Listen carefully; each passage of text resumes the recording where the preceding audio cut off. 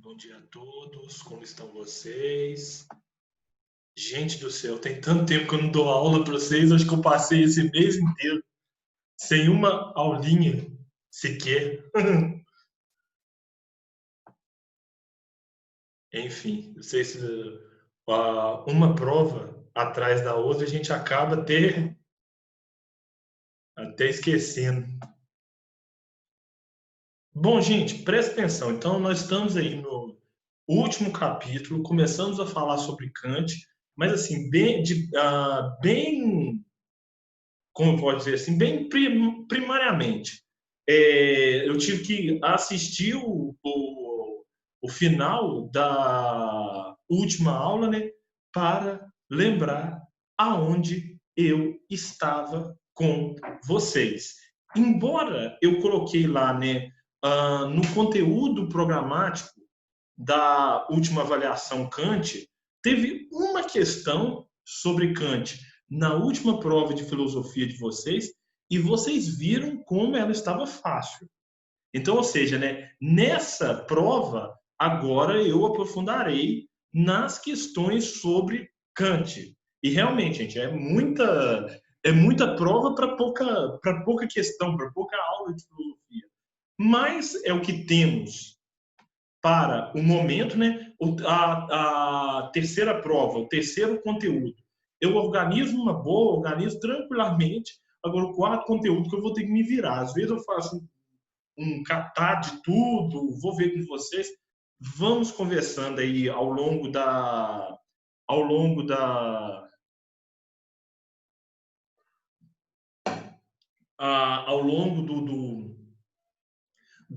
das aulas e aí nós combinamos como ficará a nossa situação. Pois bem, como eu mesmo falei, gente, nós paramos lá em Kant, vimos, né, o chamado criticismo kantiano. O que é o criticismo kantiano? Né? É a união da razão mais experiência. O Kant vai admitir que o racionalismo por si só não produz conhecimento, não produz conhecimento e vai admitir que o empirismo também produz conhecimento. Mas ele vai entender que os dois, a unificação, a junção dos dois, é, o melhor de tudo. Ana Clara, essa é a proposta. Dentro de filosofia, não tem como a gente trazer algo diferente. Então, eu não sei se você achou isso bom ou ruim, mas dentro dos sites que eu Muito pesquiso. bom, muito bom. Então tá bom. Mas dentro dos sites que eu pesquiso e tudo mais, acaba se trabalhando desse modo mesmo. E tanto que você deve ter observado, gente, que algumas delas eram questões de Enem. E aí o Enem trabalha dentro dessa vertente. Mesmo porque, gente, não dificulta a vida de vocês, não dificulta a minha também, não. Vamos facilitar no que pudermos isso aí, no dia não precisa dificultar nada, não. De difícil já está a situação, a gente não precisa de trazer mais dificuldades a todos, não. Então, basicamente é isso, são recados que eu queria dar. Vamos ali para o compartilhamento de tela. Dentro da matéria que nós vimos, paramos, que é Kant, e aí nós continuaremos, né, dentro dos 4 questionamentos de Kant. Quais são eles? Vamos lá. Tanta janela aberta aqui, que estava relendo a matéria, deixa eu só pegando aqui, né, blá, blá, blá, as 4 questões essenciais da filosofia. Deixa eu só responder o que está no chat aqui. Vamos ver. Gente, caramba, bate-papo. Admitir. Eu achei que tinha. Flávio, aquela questão do teste estava errada mesmo, te mandei pelo zap. Tava, aquela tava, porque o gabarito dela estava errado. Depois eu fui conferir, enfim, né? Lembrando, aí eu passei para a Karen e falei assim, Karen, eu mandei o gabarito errado. E aí ela acabou considerando já a questão anulada com um ponto para cada um de vocês. mas estava errada mesmo. Gente, vamos começar então, né? Nós fizemos uma breve introdução, vimos, né, que inicialmente o pensamento de Nietzsche se aproximava de Leibniz, de um outro lá que eu me esqueci agora, dentro de um pensamento racionalista. Quando ele entra em contato com os empiristas, ele vê também que estava certo, e aí que ele faz a chamada nova revolução copernicana do pensamento, que é a união de experiências com, com conhecimento racional. E aí são levantadas 4 grandes questões da filosofia. Vamos trabalhar uma por uma aqui. Luana, tem como você começar para nós? Leia um que posso saber.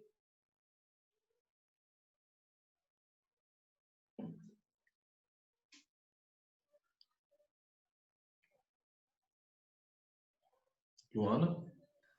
Flávio. Vai falar? Vou ler. Ok. Começar num, Flávio? Tá. O que posso saber? Essa pergunta diz respeito à seguinte questão: como acontece e como o ser humano pode alcançar a verdade? Esse problema epistemológico da filosofia kantiana, chamada por ele de metafísica.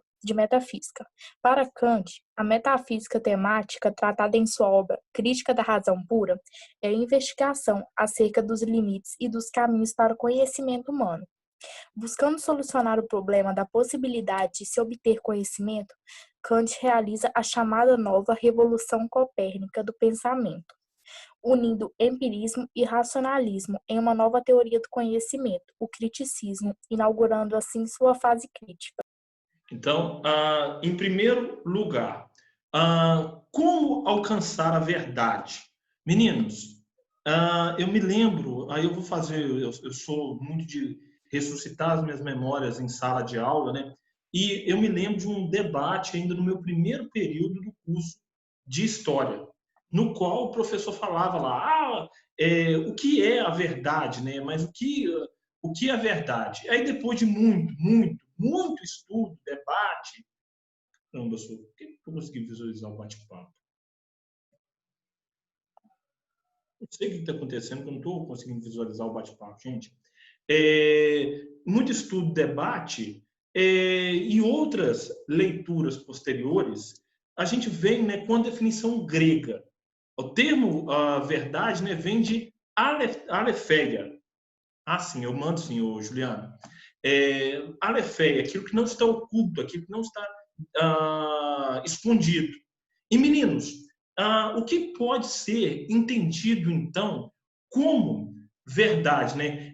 A necessidade da correspondência entre um fato e uma determinada situação.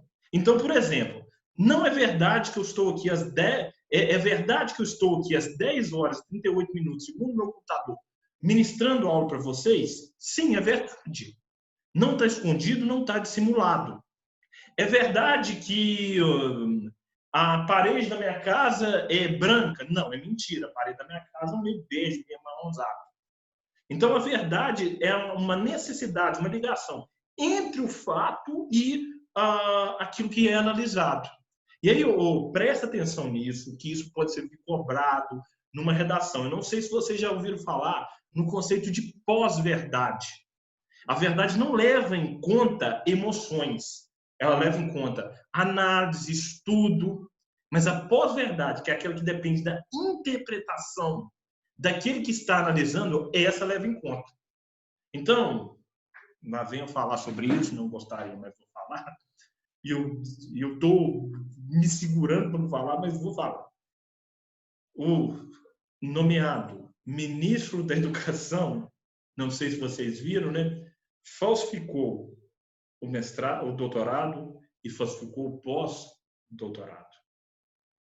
E detalhe, né? O mestrado dele, eu não vou nem entrar no mérito ou desmérito, mas a pessoa acredita que ela é mestre, doutora e pós-doutora. Isso é um exemplo ali de pós-verdade. Tinha que ser o Chaves de novo, né, Luiara? E aí, o que vai acontecer? Então, quando ele fala, sou mestre pela Universidade de Buenos Aires, o reitor virou e falou assim, opa, você não é mestre aqui não.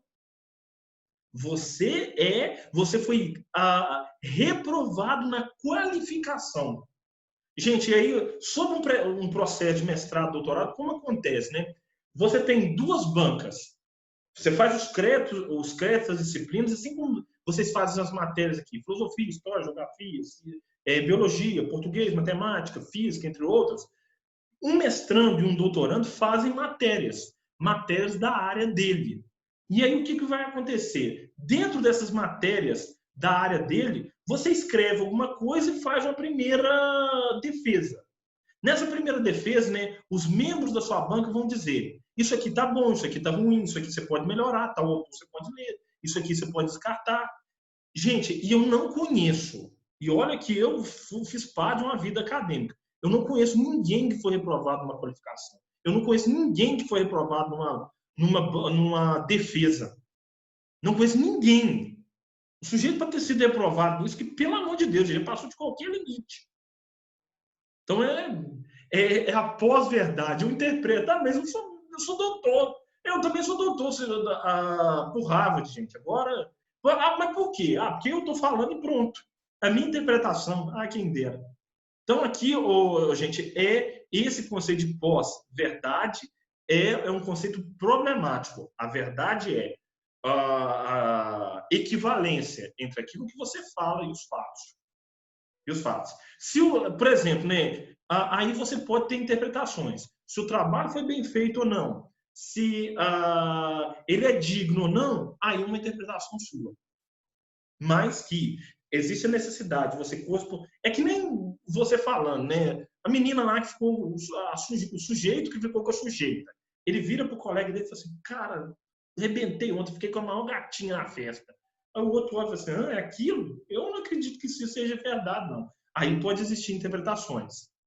E aí, gente, vamos voltar para Kant, porque eu faço as viagens doidas, né? A verdade para Kant, então, ela está no objeto e no sujeito. Então, quem olha e analisa, e o objeto analisado, é na soma desses dois que você encontra a verdade. Então, e é por isso, né, que essa união entre empirismo e criticismo inaugura essa sua fase crítica.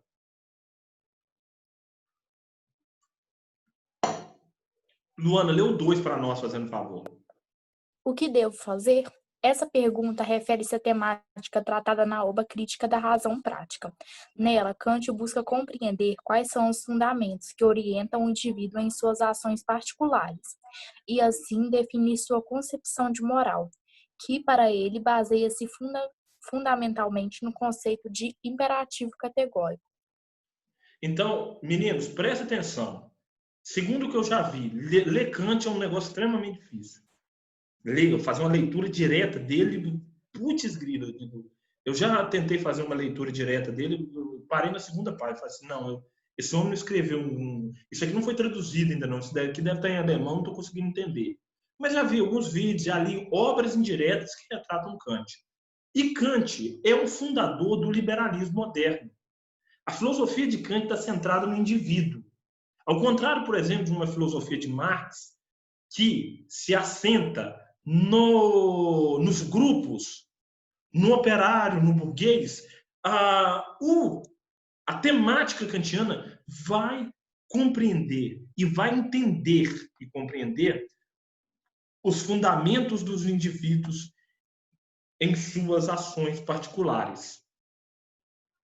E aí, gente, nesta filosofia kantiana, temos uma busca de ações individuais. Os conceitos de menoridade da razão, imperativo categórico, eles não orientam, por exemplo, uma classe de professores, uma classe de médicos, uma classe de garis, uma classe de jornalistas. Eles orientam o indivíduo pontualmente em suas ações cotidianas. E, meninos, o conceito de imperativo categórico kantiano, na minha opinião, é um conceito fantástico, que cada indivíduo devia aprender.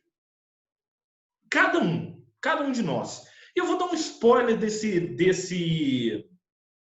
conceito. Aí eu vou pegar uma outra pessoa para dar um exemplo. Ô, Vitor, você está com o microfone aberto aí?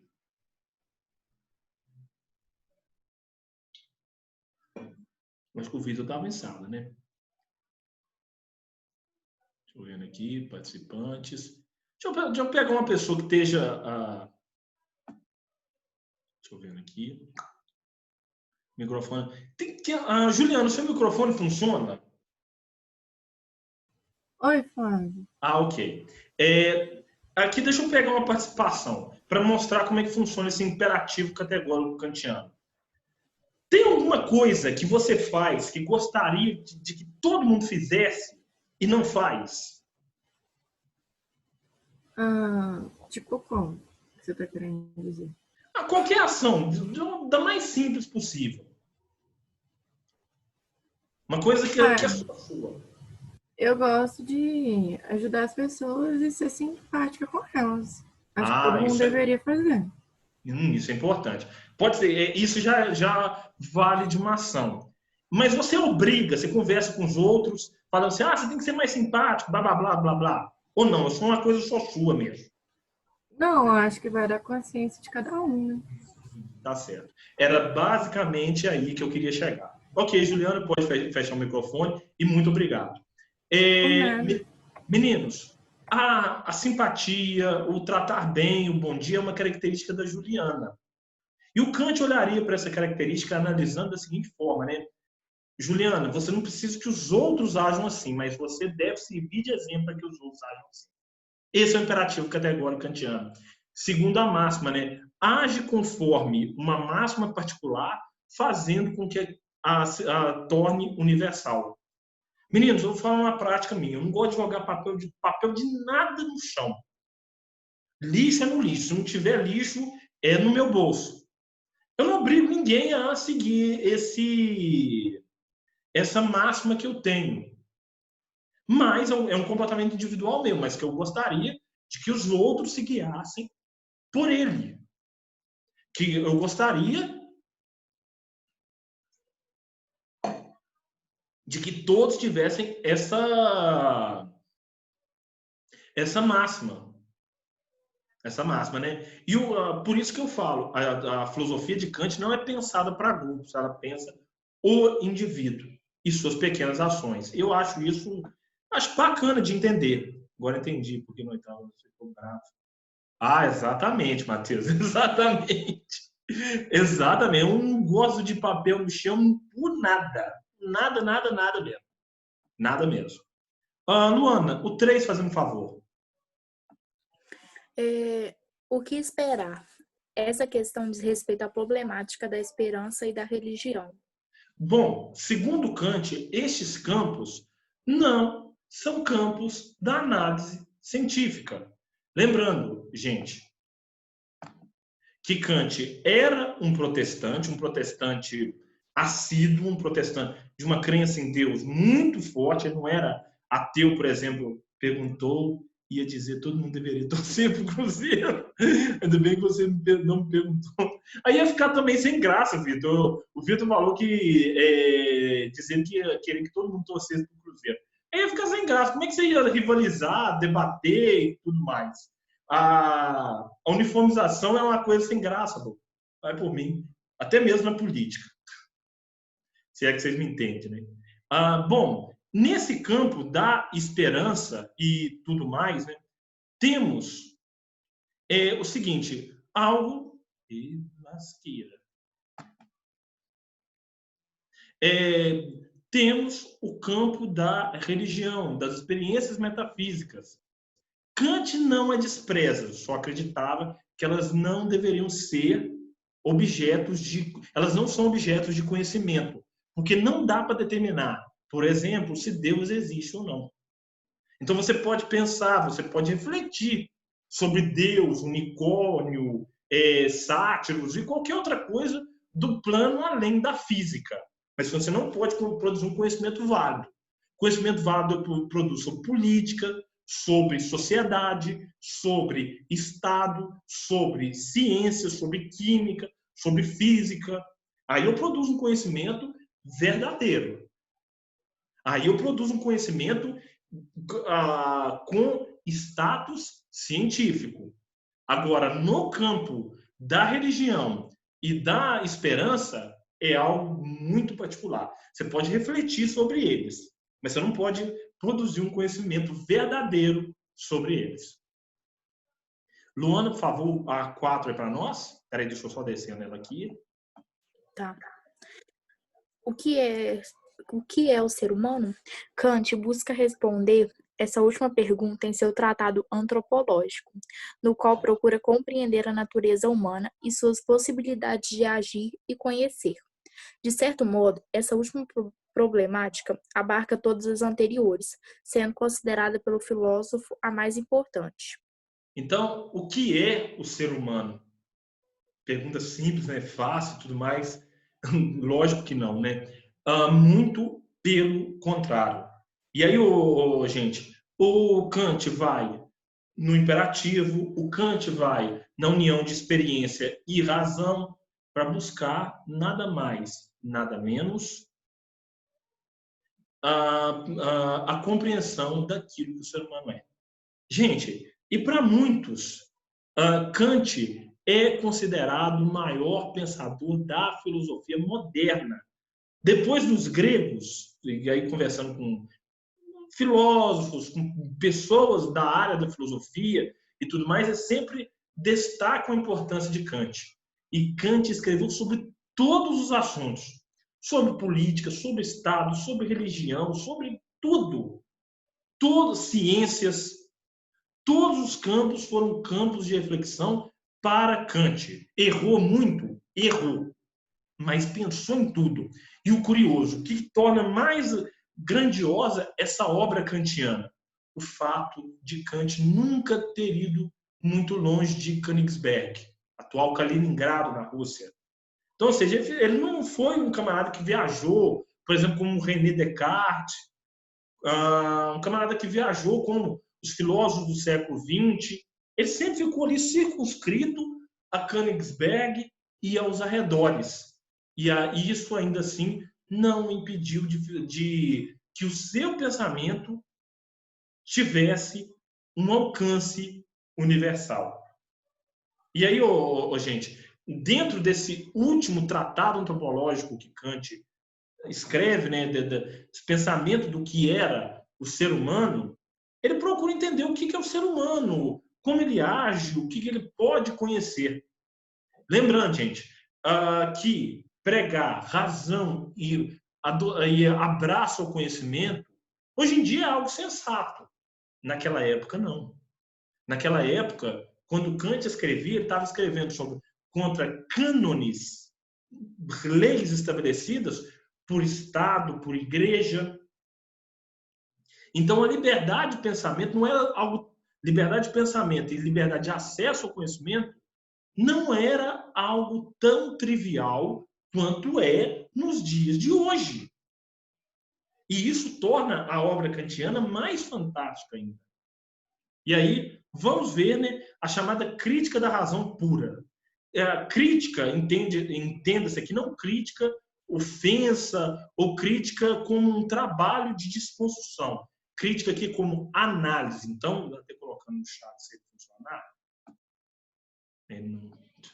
Ele não vai. Ah, tá.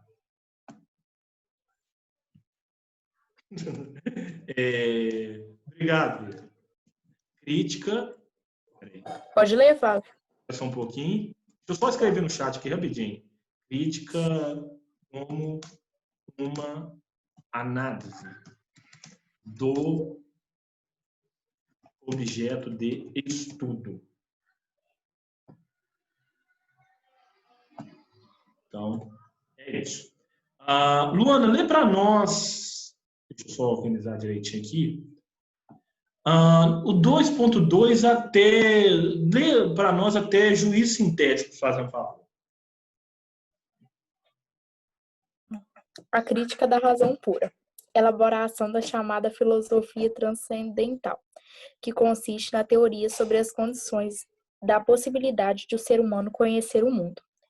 Por condições de possibilidade de conhecer, Kant se refere àquilo que está presente no ser humano e torna possível que ele conheça o mundo e as coisas. Juízos analíticos e juízos sintéticos.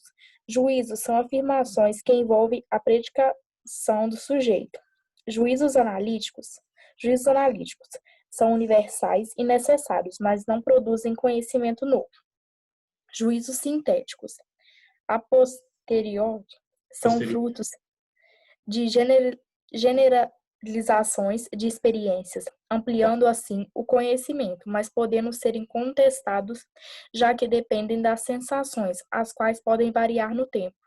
Até aqui. Então, em primeiro lugar, vamos pegar aqui, né, o que Kant entende como juízo. Deixa eu só pegar o bate-papo aqui. Ai, ai. Assim que for, né, eu coloco. Kant entende como juízo a sua opinião. Então, opinião analítica, opinião sintética. E aí lembramos de Hegel. O que é a síntese, né? É o fruto do embate entre a tese e a antítese, entre uma opinião A e a opinião B. Então, desse modo, né, crítica da razão pura, ou opinião não, né? Exame da razão pura.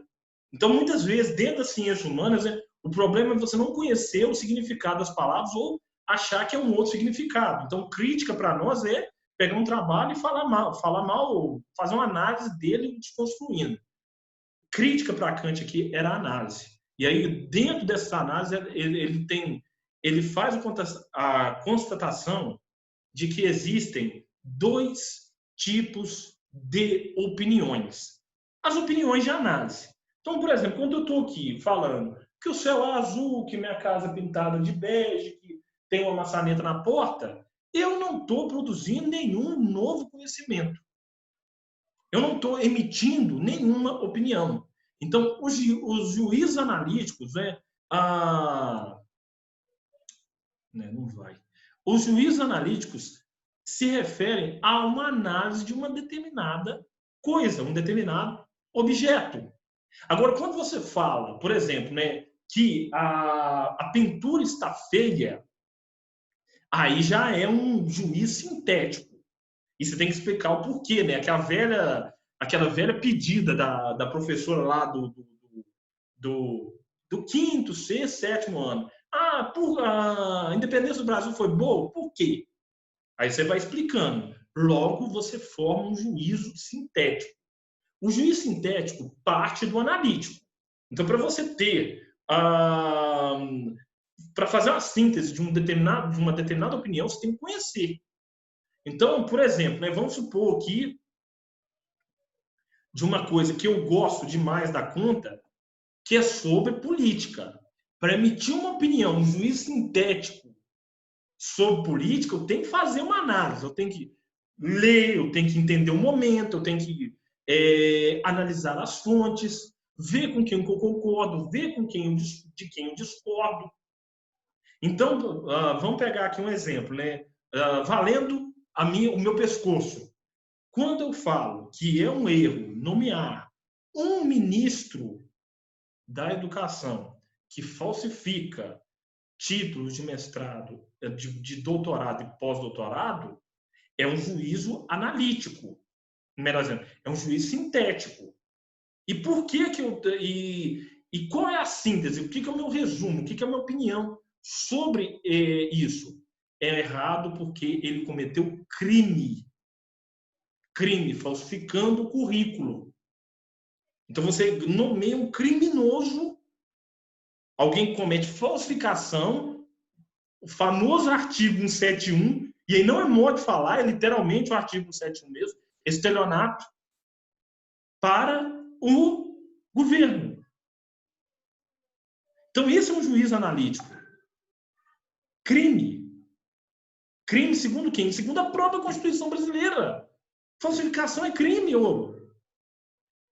É um juízo é uma opinião analisando o momento e complementando essa opinião de um erro primário absurdo.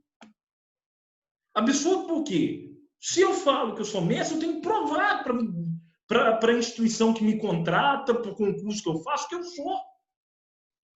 Não vale só a minha palavra.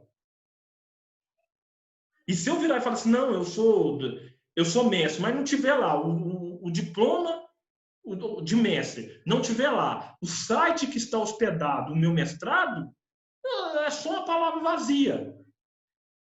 Assim como foi uma palavra vazia do senhor ministro. Não vamos falar nome aqui, né? Mas quem está na aula entende. Então, o juiz sintético é uma opinião que você dá sobre um determinado assunto, é uma opinião elaborada. E aí, gente, como melhorar o juiz sintético? Leitura. Leitura, debate, conhecimento. É o que se chama de qualificação do debate. E no Brasil, o debate precisa urgentemente ser qualificado. E como ele vai ser qualificado? Com mais leituras, com mais buscas por conhecimento. Então é isso. Luana, pode falar? Então, por exemplo, quando a gente vai fazer uma redação, a gente precisa dos juízos, os juízos analíticos para formar os sintéticos, porque a gente sempre tem que pegar a Constituição, os filósofos, né? Os eventos históricos, para dar uma embasada. Muito bem lembrado. Colocação fantástica.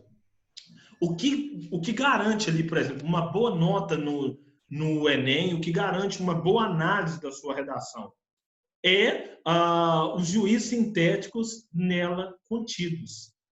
É o embasamento teórico que você dá.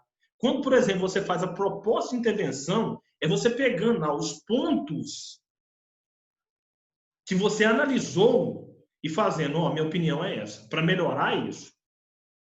Mas bem embasado, ou seja, com uma base forte. E aí é leitura, escrita, leitura e escrita, leitura, escrita, escrita e leitura. Para você...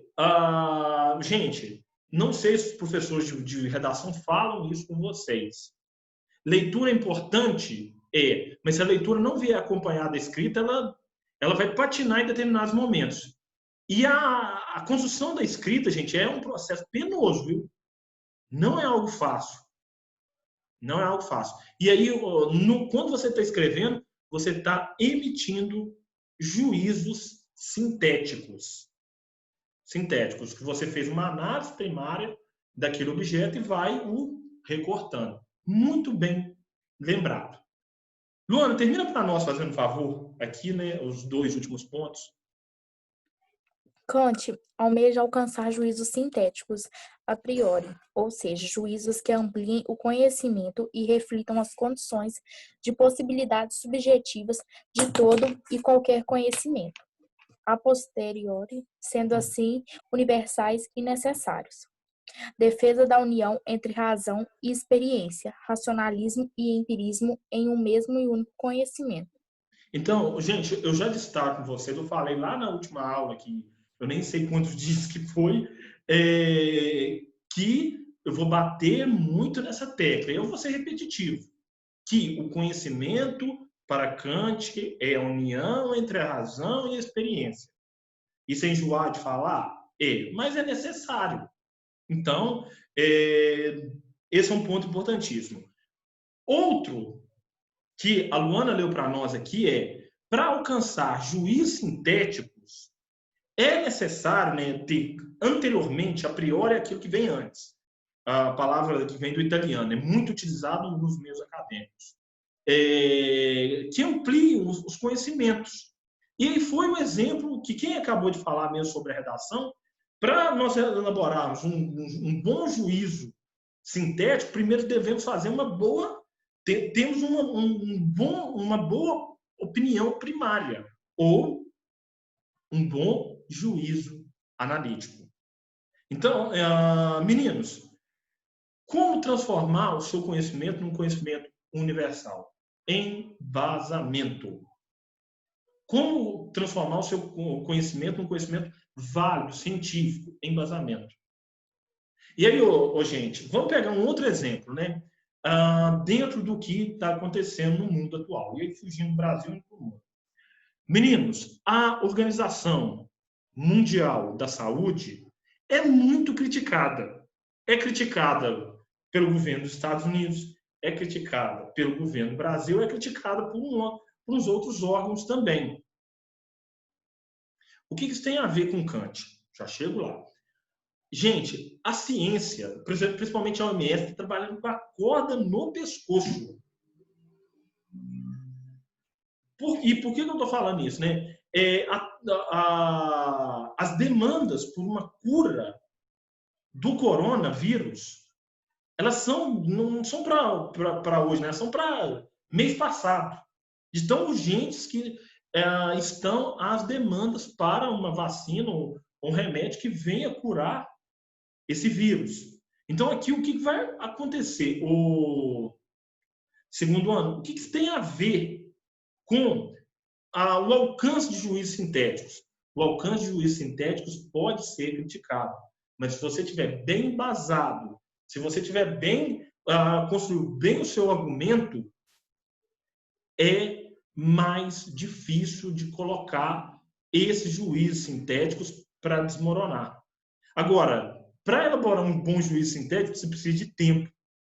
E tempo é uma coisa que a OMS não está tendo. Então, outro dia, né, uma tia minha ligada aos setores governamentais, vamos dizer assim, estava fazendo uma crítica, né, à OMS. Eu falei assim, opa, peraí. Eu falei, tia, entenda, você pode até fazer uma crítica, mas entenda que esse povo trabalha com pressão, esse povo trabalha com ciência, e a ciência erra. A ciência erra, mas a cada novo erro, ela vai trazer uma oportunidade de se tornar algo melhor. E aí, gente, o embasamento de um argumento não é um estalo de dedo. Um estalo de dedo é o tanto destruindo o mundo nos Vingadores. É preciso fazer, testar, comprovar. E aí, meninos, é preciso de uma ciência integrada pelo mundo. Como está acontecendo, por exemplo, com o Instituto Butantan, Oxford, Universidade de Oxford, nos Estados Unidos, e um terceiro aqui que eu me esqueci. Eles estão procurando junto ali uma vacina, não excluindo outros lugares que também estão procurando uma vacina. E qual que é o interessante? O interessante é que várias regiões do mundo tenham ali o desenvolvimento simultâneo para aumentar as possibilidades de acerto científico. Então é isso, gente. Para quê? Para que se cure só o coronavírus no Brasil, ou só o coronavírus na China, ou só o coronavírus nos Estados Unidos? Não. Que chega ali um juízo universal e necessário. E então, quando ali se produzir uma vacina para o corona, se terá um juízo sintético, fruto de vários e vários estudos, de vários e vários acertos e de vários e vários erros também. Assim, trabalha o pensamento científico. E é por isso que a obra de Kant é tão inovadora. Então, eu vou interromper no compartilhamento, né? Na próxima aula, nós continuamos na nova revolução copernicana do pensamento. Agora sim, né, Luana, muito obrigado, como sempre, pela leitura, né? E é isso. É isso, gente. Mais alguma dúvida, algum questionamento, vocês podem ficar à vontade, né? E eu sem mais nada para dizer sobre a aula, encerro por aqui. O ladrão tá ok. Oh, meu pai eterno. Seria cômico se não fosse trágico, Vitor. Seria cômico se não fosse trágico. Bom, é isso, né? Seria cômico se não fosse trágico. complicado, mas verdadeiro.